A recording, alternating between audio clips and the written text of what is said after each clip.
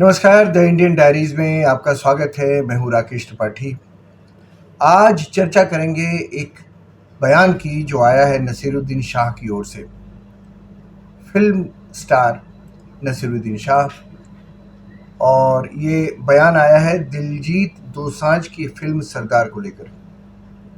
नसीरुद्दीन शाह ने फ़ेसबुक पर एक पोस्ट शेयर की। इसमें उन्होंने लिखा, मैं दिलजीत के साथ मजबूती से खड़ा हूँ।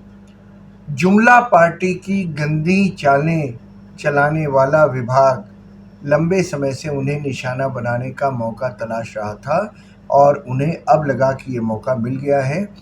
फिल्म की कास्टिंग का फैसला दिलजीत का नहीं था, वो डायरेक्टर का था, लेकिन डायरेक्टर को कोई नहीं जानता, जबकि दिलजीत पूरी दुनिया में जाना जाता है और उसने कास्टिंग इसलिए स्वीकार की क्योंकि उसका मन ज़हर नहीं था, ये बोल रहे हैं। दो चीज़ें इसमें आपत्तिजनक हैं। एक तो इन्होंने जुमला पार्टी लिखा, आपको अंदाज़ा लग गया होगा कि ये किसको कह रहे हैं। और दूसरा इन्होंने लिखा कि ज़हर नहीं था, उसके मन में ज़हर नहीं था। यानी जो लोग इसका विरोध कर रहे हैं उनके मन में ज़हर है। क्या कहना चाहते हैं नसीर साहब आप? ये बयान अपने आप में घृणा में डूबा हुआ है, लिप्त है। आगे क्या कहते हैं वो भी सुन लीजिए।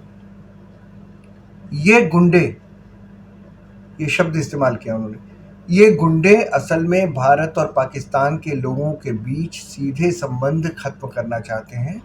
मेरे कुछ करीबी रिश्तेदार और प्यारे दोस्त वहाँ हैं और मुझे उनसे मिलने या उन्हें प्यार भेजने से कोई रोक नहीं सकता। और जो लोग कहेंगे पाकिस्तान जाओ, तो मेरा जवाब होगा तुम कैलासा जाओ। कला को सरहदों से नहीं बांधना चाहिए, आखिरी सेंटेंस है। भाई, ये कैलासा जाओ कहने का क्या मतलब है भाई? कैलाश पर्वत तो भगवान शिव का निवास माना जाता है। तो आप इतनी घृणा में डूबे हुए हैं कि आपने सनातन धर्म पर ही हमला कर दिया। कैलासा जाओ।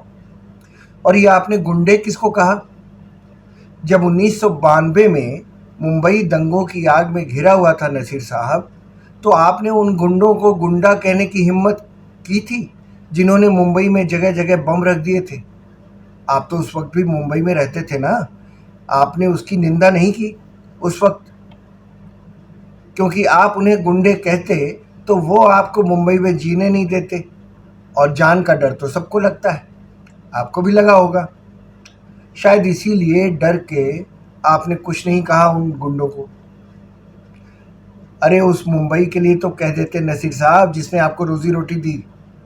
पिछले साल सितंबर में नसीरुद्दीन शाह ने कहा था कि जब IC-814 को हाईजैक किया गया था तो मैं बहुत एक्सट्रीमली डिस्टर्ब्ड हो गया था, क्योंकि मुझे लगा इस घटना के बाद इस्लामोफोबिया की एक और वेव आएगी, लेकिन सौभाग्य से उस वक्त ऐसा नहीं हुआ। नसीर साहब, ऐसा सौभाग्य से नहीं हुआ। इस देश के 130 करोड़ लोगों ने, उस वक्त 130 करोड़ रहे होंगे, तो 130 करोड़ लोगों ने उस वक्त देश पर संकट देखा। उन्होंने हिंदू मुसलमान नहीं देखा जो आप देख रहे हैं। वे उन लोगों की तकलीफ से दुखी हुए जो उस विमान में बंधक बनाए गए थे। देश पर आया संकट उनके दिमाग में सबसे ऊपर था, इसलिए वे ये नहीं देख रहे थे कि विमान को हाईजैक करने वाले किस धर्म के हैं। हालांकि सबको पता था कि हाईजैकर्स किस धर्म के हैं, क्या चाहते हैं। इस देश में 82% लोग हिंदू हैं नसीर साहब, इसीलिए शायद इस्लामोफोबिया नहीं फैला।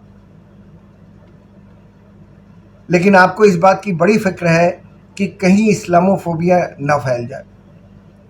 अगर इतना ही डर है इस्लामोफोबिया फैल जाने का, तो कभी इस शब्द के अर्थ ढूंढिएगा और ये भी खोजिएगा कि हिंदू फोबिया क्यों नहीं फैला इस देश में। क्रिश्चियंस को लेकर भी कोई फोबिया क्यों नहीं हुआ इस देश में। तो एक ही धर्म को लेकर डर क्यों लगता है सबको भाई? नसीर साहब, आप ही से है सवाल। अजीब सी बात है, उस एक्टर को जिसे देश भर ने सराहा, वो इस बात से चिंतित नहीं था कि 200-250 लोग उस विमान में बंधक बना लिए गए हैं। उनकी जान की फिक्र उनको नहीं थी। ये विमान हाईजैकिंग का मामला एक आतंकवादी घटना थी। वो आतंकी सरकार पर दबाव डाल रहे थे कि 5 खूंखार आतंकी कश्मीर की जेलों से छोड़ दिए जाएं, वरना वे पूरा प्लेन उड़ा देंगे।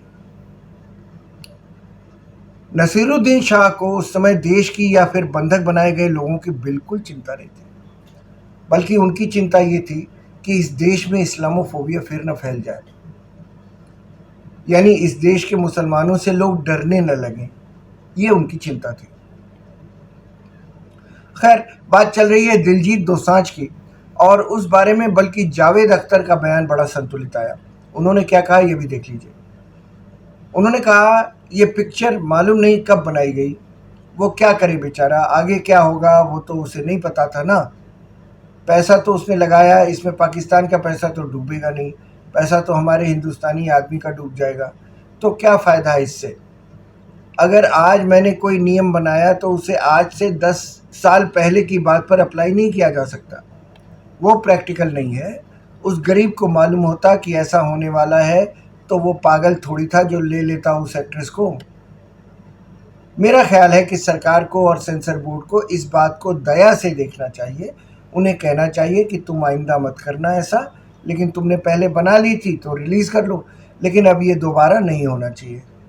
ये सेंटेंस है जावेद अख्तर का। कह वो भी रहे, उसका समर्थन ही कर रहे हैं, लेकिन उनका सलीका थोड़ा-सा डिफरेंट है। हालाँकि मैं इसमें भी कई चीज़ों से सहमत नहीं हूँ, लेकिन वाक चातुर्य होता है, बोलने का सलीका होता है।